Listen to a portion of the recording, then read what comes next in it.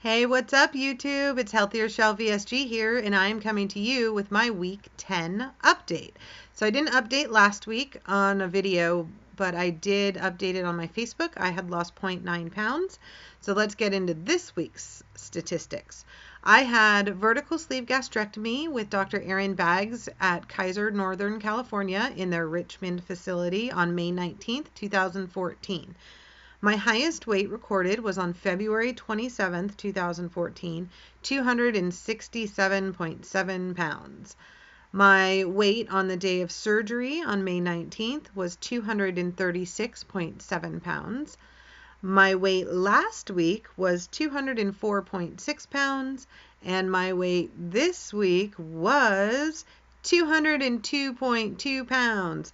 That is a 2.4 pound loss for this week, which I am super excited about. It is a 34.5 pound loss since surgery in May, and it is a 65.5 pound loss since I began my preoperative nutrition plan on March 1st. So that is like crazy. And super exciting. I think the loss this week, after having such a small week last week, is probably due to water intake. I have been really focusing on my water. I'm in a water challenge group where for 30 days we're all trying to get our 64 ounces at least in. That's been really helpful for me doing that challenge. So I've managed to get all my water in, and that probably has something to do with bumping up the loss. Either way, whatever it was, I am super excited and I will take it. So today, I actually have a topic, and I want to talk to you guys about hair loss. So, a lot of people know that when you are getting bariatric surgery, you have been told that your hairs might start falling out. I know I went to my psych evaluation, and the psychiatrist told me right away that I should probably cut my hair before surgery because it was going to fall out, and that they found it's very hard for people with long hair when their hair starts falling out. Admittedly, mine has begun falling out, it seems. I'm getting more hairs coming off of my head than usual in the last week or so, and it is kind of sad. I haven't cut my hair in over a year and a half. I'm due for a trim, but I'm not really sure what I'm going to do. They did tell me people like men or people who have short hair generally don't notice the hair loss as much as the women with the longer hair do. And so he had suggested just cut it now and have a new you for a new you, a new do for a new you, but I, of course, resisted. So we'll see. I don't know what's going to happen with that. But before surgery, I had done the research on hair loss, and there's a lot of confusion out there and differing opinions. So I did more research once I realized mine was, yes, indeed, falling out, and I learned some interesting things. A lot of the things that people say about it are kind of true, but not necessarily always true. So one of those things is, let me first explain what happens according to multiple doctors' reports and other things that I've seen regarding the hair loss. If you just Google hair loss with bariatric surgery, they all come right up. Your hair is, and I might mispronounce some of this, the hair on your head's in either one of two stages. It's either in a stage called anagen, which is when it's growing, or it's in a stage called telogen, which means that it's dormant or it's at rest. On average, 10% of your hair is in the telogen state, which means that it's dormant, it's at rest. Now what happens is when it goes into that state, about 100 to 120 days later, it falls out of your head and you've got the new growth coming in the anagen state. Now, if your body suffers some sort of major stress, and things I found listed were, traumatic events, having a severe fever, any kind of anesthesia, surgery, crash dieting, or fast weight loss, it can propel your hair, and anesthesia in particular, to something called telogen effluvium. And basically what that means is it pushes some of your hair into the telogen phase faster than it normally would. So on any given day, they say I think people lose 100 strands of hair. That would be the 10%. When it goes into this other stage because of stress on the body or some sort of trauma to the body, which surgery is a major trauma, it goes into this stage and 30% or more of your hair is then shifted into the telogen stage where it falls out. That's why you see hair loss happening. It begins usually about 3 months, a lot of people say, as early as 1. Sometimes a lot of people start reporting it at 3. And that's because 120 days ago, all of this hair shifted into this other state because of the trauma on your surgery. So that is the main cause of the majority of people's hair loss in the first month to 6 months after surgery. It actually doesn't have to do with your nutrition. It doesn't have to do with vitamins or minerals, and it doesn't have to do with your diet or anything like that. It really usually mostly has to do because it's gone into this diffusing stage of telogen effluvium. I just kind of like saying that word. Now, to be clear, because a lot of people will say, no, it's because you're not getting enough protein, you're not getting enough minerals, you're not getting this. That is not necessarily untrue, but all of the different reports that I've read said it's not unless the hair loss starts about 6 months after surgery or lasts longer than a year that it can really be linked back to nutrient deficiencies, or including protein, zinc, things like that. Iron, that's a big one. If it starts at 6 months or it lasts longer than a year, then they say you should go check all your numbers. If it starts in 1 to 2, 3 months and it lasts until about 6 months, which is what most people report, it's really due to this shifting into another stage. And it will grow back. A lot of people have said you grow back. So basically the new growth comes in and pushes out the old hair. That's why you'll also see continued hair loss for, between 2 and 3 months before it kind of calms down. So what can you do about the hair loss? Well, the truth is you can't really do anything. Obviously, if after some time, 6 months to a year, you're still having it might be a nutritional problem, a mineral problem. You'd want to get that checked out and talk with your doctor, and then maybe you remedy that situation, the hair loss stops. But in the beginning, there's not really anything you can do. I did ask him when we were talking about it, and I also asked my case manager about it. And I was taking a hair, skin, and nail supplement as well as biotin at the beginning before I ever had my surgery because I had heard about the hair loss and figured, it can't help or hurt. They did take me off the hair, skin, and nails because you can get too much of a particular vitamin that's in those. I talked about it in another video. I can't remember if it's vitamin K or vitamin A, but it's not soluble and it builds up in your liver and it can cause problems. So they said don't take those and don't ever take them again. And in fact, no, not even people who haven't had surgery should take them. The biotin, she did say I could continue taking, but that it wouldn't do anything to stop the hair loss. It has no research backing it that biotin will stop hair loss, but that is not unusual. A large majority of vitamins and minerals don't have the research to support the things that people say that they do.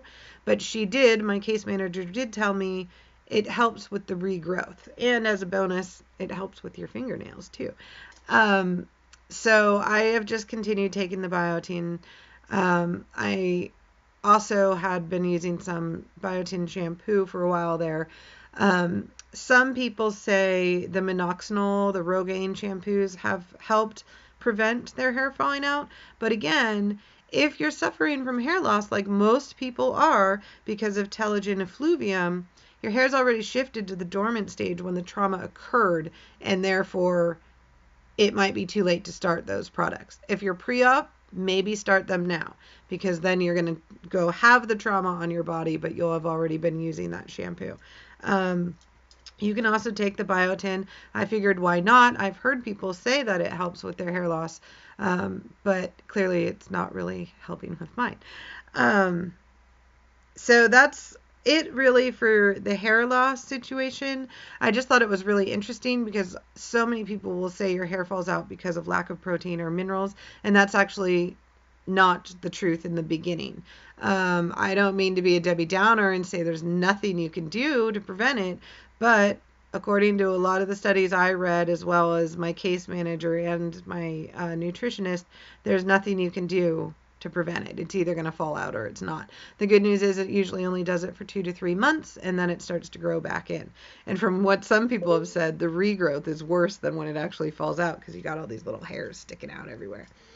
So that's that. I just wanted to share with you the things that I had learned. I did get a couple questions on my Facebook to answer, and I don't have that note here, so let's see if I can remember. Totally Terry asked me what I do to deal with my brain. That wasn't how she phrased it, but that's what I remember. And thankfully, I was in therapy before I decided to have the weight loss surgery. I had been in therapy actually for sometime before I even started researching it about 2 years ago. So that's been helpful. I've also been in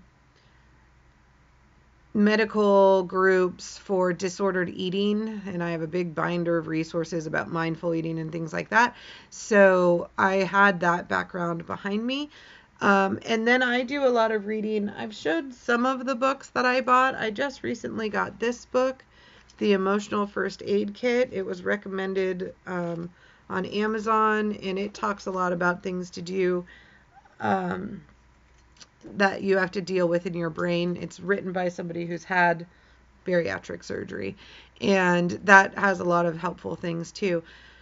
And then you just have to recognize what's head hunger and what's real hunger. The truth of the matter is, I don't really get real hunger. Sometimes I have to remind myself to eat because I just don't get that hunger. I'm lucky in that way. But I do get the head hunger, and I get it pretty bad. So things I've done, I will find something to busy my hands with. I clean. I will go for a walk. That's a good one. Sometimes if I really have it getting to me, I'll go for a walk.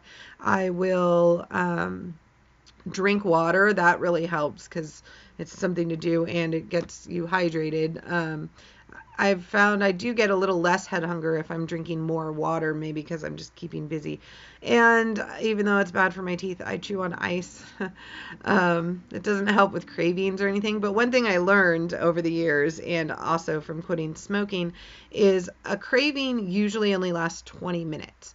If you can get through the 20 minutes, you'll be golden, and you'll usually just kind of forget about it. Now, we all know that's not necessarily the case, but that is what the research shows. 20 minutes and your craving will have passed. So if you can just find something to do for 20 minutes, hopefully at the end of it, you won't be having that same craving that you were having. Also, Teeny Tiny Tummy for Christine had asked me how it feels to eat only 300 calories a day. This was posted last week when I decided I wasn't going to do the video, and at that time I was really struggling to get all my food in.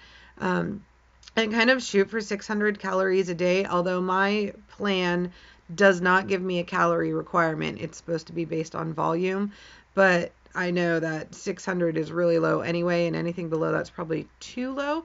But there's just some days I can't get it in. And I'm amazed, actually, and was amazed when I recently talked to my nutritionist about it, at how few calories we really need to keep going. I have been doing more in the months since surgery than I ever did before. I've been walking every day. I've gotten up the last couple of days and done my one of my old Beachbody DVDs and then gone for a walk later. I have been much more outgoing and socially active. So many different things have happened, and my energy is pretty high. I sleep way better also, and I think that has a lot to do with the improvements that I've seen in my energy. I did not sleep very well prior to surgery, but now I've been sleeping great. So really with the 300 calories a day, I know the last few days I've gotten, I think 500 or so. And the 300 calories a day, I don't really get hungry physically, so it kind of wasn't really a big deal. But it did worry me because that's really low. So I don't really have an answer for you, Christine, just because I I would think logically if I was only taking in 300 calories a day that I would be exhausted all the time and needing naps and doing all that, and that's just not the case. My brother who had the surgery kept asking me, I've mentioned this before, oh, do you feel your body eating itself yet? He said he got this weird buzz after his surgery. And maybe that's what all this energy is. It's my body. I don't necessarily care for eating itself, but it's my body, adjusting and burning. I guess it is burning itself off because of the decreased calories. But I haven't felt any ill effects. I've been feeling very strong, very healthy.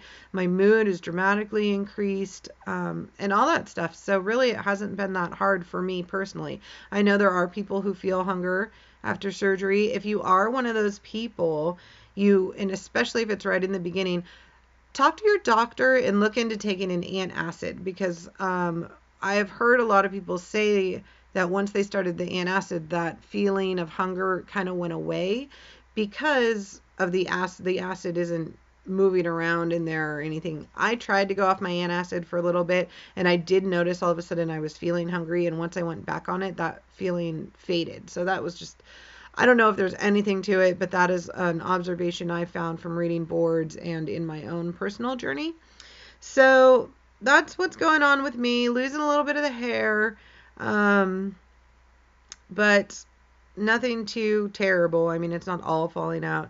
And then just trying to get in my water and in my walking.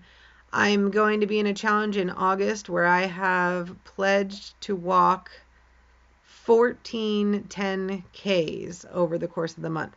I think that's 60 something miles. The minimum was to walk 14 5Ks, or the equivalent in mileage, and I was going to do that, but I've decided I really want to push myself, so hopefully I'll make that goal. I'm a little nervous, but I've risen to the occasion on all my other challenges, so let's try and do this one too. Anyway, I hope you guys are all good, and I hope that this video offered some insight into some stuff. I'd love to hear your thoughts, and again, if you ever have any questions or anything, just leave them in the comments or leave it on my Facebook. My Facebook is Shell Bell space VSG, and you can add me there if you'd like. All right, I hope everybody's doing well, and I will be talking to you soon. Bye, YouTubers.